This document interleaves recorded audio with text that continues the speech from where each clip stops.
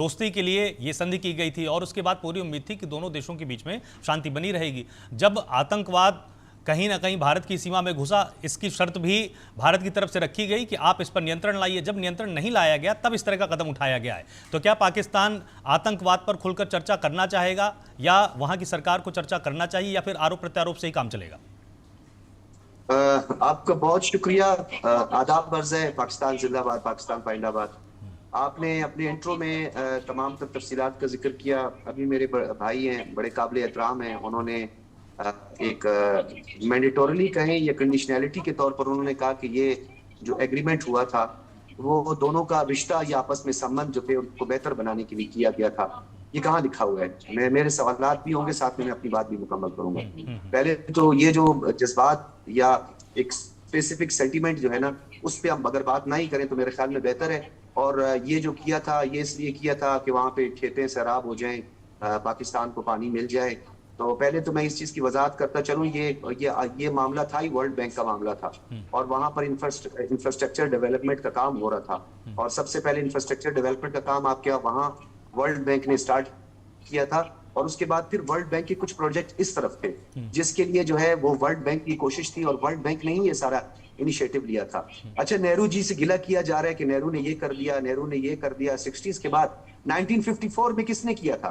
आपकी लोकसभा ने क्यों ये तीन ईस्टर्न और वेस्टर्न दरियाओं पर जो है वो एक यूनानिमस डिसीजन लिया था? वो तो आपकी लोकसभा ने 1954 मार्च में गालिबन जो था 26 या 25 मार्च थी 1954 में, जब आपकी लोकसभा ने जो है ये दरियाओं पर जो है आमादगी का इजहार किया था। ये बात जो है सबसे इंपॉर्टेंट है। दूसरी बात ये है कि अभी तक तो पाकिस्तान अपना मुद्दा मुकदमा लेकर नहीं गया। आपको जब ये कहा गया कि आपका पानी जो है वो कैपेसिटी से आपको ज्यादा चाहिए या आपको जरूरत से ज्यादा पानी चाहिए, तो उस वक्त नेहरू जी ने कहा कि हमने राजस्थान को सैराब करना है। इससे राजस्थान में फिर आपने 1000 किलोमीटर की कैनाल्स आपने वहां पे जाके बना लिए। 65 साल गुजर गए। आप मुझे बताएं वो पानी जो है वो कितना जो है राजस्थान और इन एरियाज के काम आया? क्या क्या आपने उस पर काम किया? अभी तो ये मुद्दा हम लेकर नहीं गए। दूसरी जानिब जो है पाकिस्तान के इस हक को आपने खुद तस्लीम किया, आप इसको खुद यूएन में लेकर गए और फिर आपने इस ट्रीटी को जो है बाकायदा तौर पे उसकी रिकग्निशन में आपने ही सारा रोल प्ले किया। और आप कहते हैं पाकिस्तान को हमने ये पानी इसलिए दे दिया। कैसे दे दिया जी? हम डाउन स्ट्रीम बैठे हुए हैं, आप अप स्ट्रीम बैठे हुए हैं। इन दरियाओं पे हमारा हक था, ये तो पाकिस्तान की मेहरबानी थी। और उस वक्त जो थे हमारे फील्ड मार्शल अयूब खान, और डेफिनेटली उस वक्त इंफ्रास्ट्रक्चर का भी हमें काम करना था, यहाँ पे इंफ्रास्ट्रक्चर डेवलप करना था। वर्ल्ड बैंक इसमें उसका एक रोल नजर भी आ रहा था। तो हमने तो आपको 20% दूसरी साइड से भी पानी का इसलिए दे दिया क्योंकि ये इंटरनेशनल लॉ है। और इंटरनेशनल लॉ के मुताबिक भी अगर आपके रास्ते में डैम है तो डैम आप बना सकते हैं, यानी पानी अगर आपके एरिया से टेरिटरी से गुजर रहा है, लेकिन आप उसको मैक्सिमाइज थोड़ा बहुत कर सकते हैं, उसको चैनलाइज थोड़ा बहुत आप कर सकते हैं, आप उसकी डायरेक्शन नहीं मोड़ सकते। हमको ये खतरा है कि आप उसकी डायरेक्शन मोड़ेंगे और वो सिर्फ 2 मिलियन एकड़ फीट है।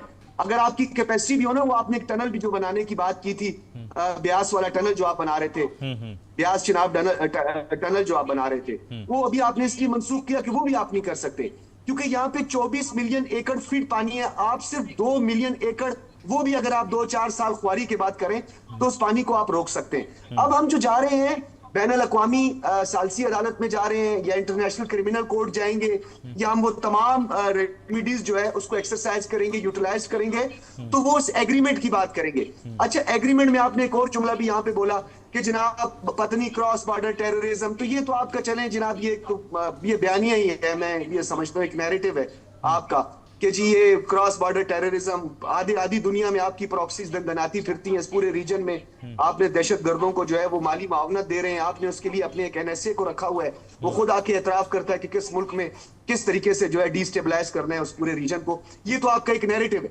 मैं सिर्फ टेक्निकल बात करना चाहता हूं और मैंने आपको लास्ट टाइम भी कहा कि मैं टेक्निकली बात करूंगा।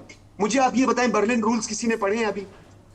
बर्लिन रूल्स जो कि 1963 में, इससे पहले जो फिनलैंड में हुए थे, वो अपडेट हुए और अब जाके उसमें इंसानी हुकूक को, एनवायरनमेंट को भी डाल दिया है।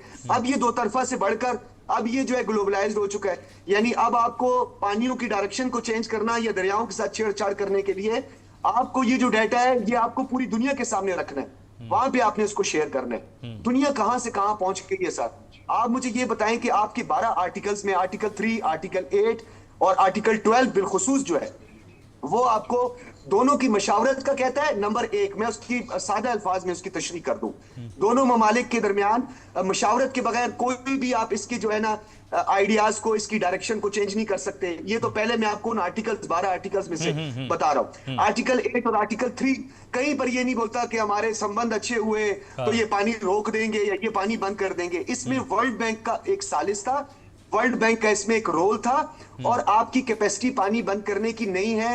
ये 3400 किलोमीटर से ज्यादा सिंधु, और फिर ये जो झेलम वगैरह की आप बात करते हैं, 70% तो हमारा अपना था, आपने कहां से हमें दे दिया? आप कहते हैं जी हमने आपको 80% पानी दे दिया। जी 70% तो ऑलरेडी पानी जनरेट यहीं पे होता है, वो सारे ग्लेशियर्स का, दरियाओं का और बारिशी पानी होता है। तो आप मतलब मुझे ये बात समझ में नहीं आ रही, ये पॉलिटिकल ऑब्जेक्टिव हमेशा पॉलिटिकल फोर्सेस जो आपके यहाँ ठीक। सियासी जमाते हैं उसको एक स्टंट के तौर पर, एक पॉलिटिकल ऑब्जेक्टिव के तौर पर आवाम के जज्बात को उभारने और वोट के हुसूल को यकीनी बनाने के लिए इस तरह की बेतुकी बातें करते हैं, जो कि इंतहाई इलॉजिकल और बेसलेस बातें।